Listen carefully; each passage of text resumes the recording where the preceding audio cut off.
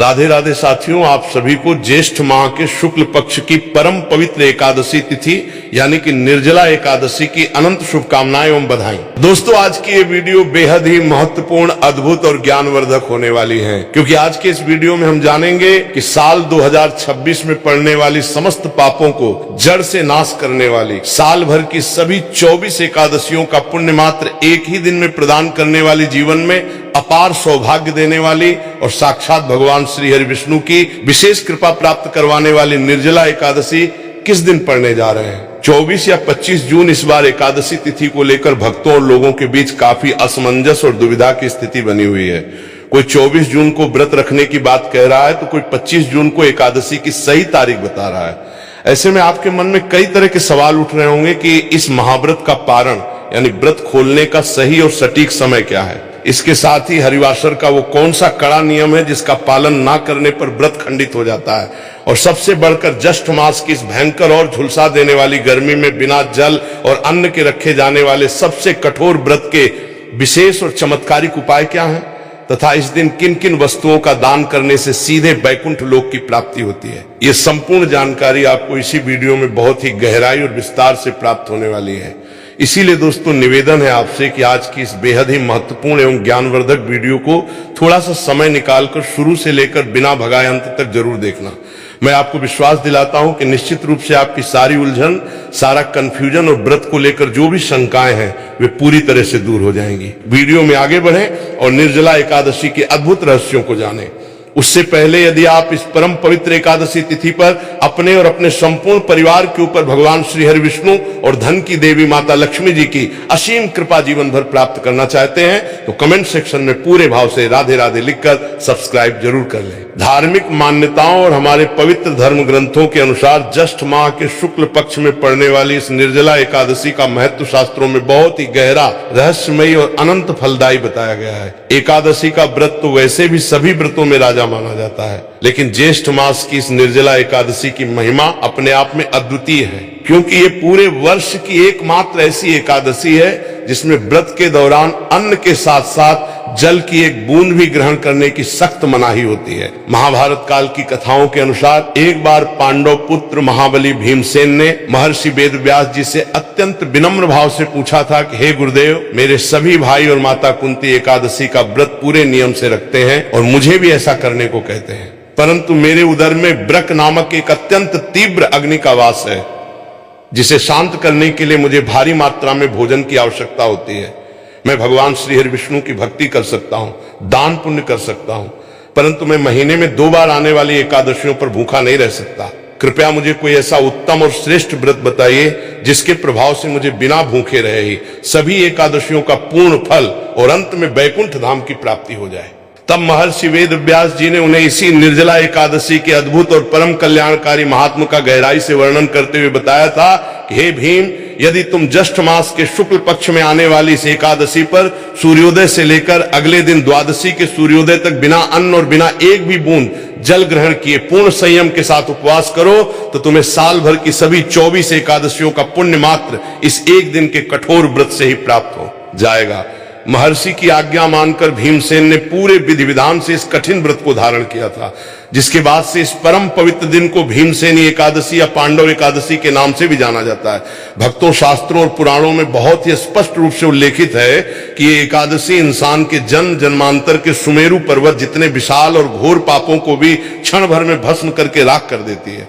जो भी व्यक्ति इस व्रत को सच्ची निष्ठापूर्ण श्रद्धा और नियम के साथ रखता है उसे कई वर्षों तक कठिन तीर्थटन करने, प्यासों के लिए कुएं या बड़े बड़े तालाब खुदवाने और महान यज्ञ करने से भी हजारों गुना अधिक पुण्य की अत्यंत सहजता से प्राप्ति हो जाती है।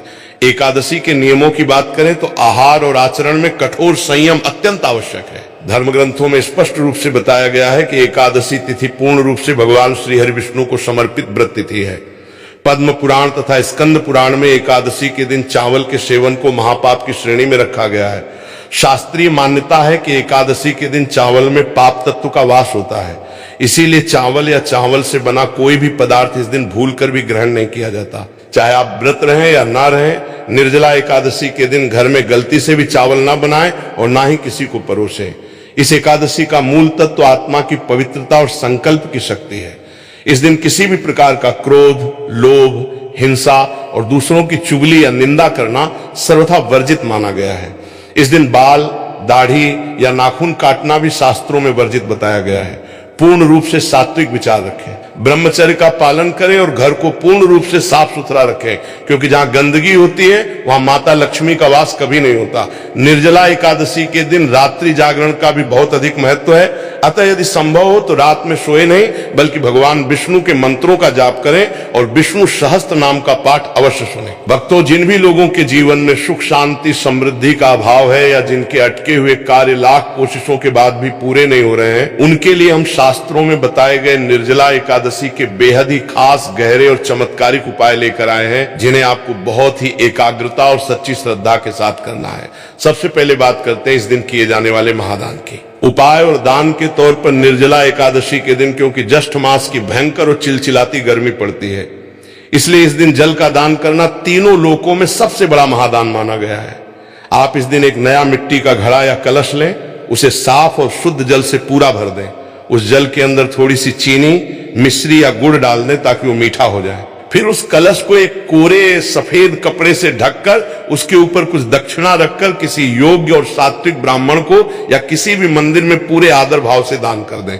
यह ऐसा दान है जो सीधे आपके पितरों को भी तृप्त करता है और यमलोक की भयंकर यातनाओं से मुक्ति दिलाता है।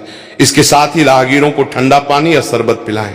तपती धूप से बचने के लिए अपनी सामर्थ्य के अनुसार छाता, पैरों को जलने से बचाने के लिए जूते, चप्पल और हाथ से झलने वाला पंखा, जिसे बहना भी कहा जाता है। दान करना अत्यंत शुभ फलदायी होता है। गर्मी से राहत देने वाले रसीले फलों जैसे खरबूजा, तरबूज, आम और खीरे का दान किसी जरूरतमंद को अवश्य करें। इस दिन जल से भरा हुआ कलश दान करने से भगवान श्रीहरि अत्यंत प्रसन्न होते हैं और भक्त के जीवन को शीतलता और सुख समृद्धि से भर देते हैं। इसके अतिरिक्त जो लोग भयंकर आर्थिक तंगी से जूझ रहे हैं, जिनके घर में पैसा नहीं टिकता, वे निर्जला एकादशी के दिन संध्या के समय, यानी जब सूर्यास्त हो जाए, तब अपने घर के मुख्य द्वार पर और आंगन में विराजमान तुलसी माता के पास गाय के शुद्ध घी का एक एक दीपक अवश्य जलाएं। उस दीपक में एक चुटकी पीली हल्दी डाल दें और ध्यान रखें कि रुई की जगह लाल कलावे या मौली की बाती का ही प्रयोग करें। हल्दी और लाल कलावा भगवान विष्णु और माता लक्ष्मी दोनों को अत्यंत प्रिय है। ये उपाय आपके घर में साक्षात धन की देवी मां लक्ष्मी का हमेशा के लिए स्थायी वास करवाता है। यदि आपके घर में दक्षिणावर्ती शंख मौजूद है तो एकादशी की सुबह भगवान श्री हरि विष्णु और शालिग्राम जी का अभिषेक उस शंख में कच्चा दूध, केसर और गंगा जल डालकर अवश्य करें। ये एक महा उपाय है जिससे जन्मों की दरिद्रता का नाश होता है। पितृदोष से मुक्ति पाने के लिए निर्जला एकादशी की शाम को किसी पुराने पीपल के वृक्ष की जड़ में जल में थोड़ा सा कच्चा दूध और काले तिल मिला के अर्पित करें और वहां एक सरसों के तेल का दीपक जलाएं। इससे आपके पिता अत्यंत प्रसन्न होकर आपको मनचाहा आशीर्वाद देते हैं। इसके साथ ही अपनी आत्मिक शांति और आध्यात्मिक उन्नति के लिए ब्रह्म मुहूर्त में उठकर या फिर संध्या आरती के समय एकांत में बैठकर तुलसी या वैजयंती की माला से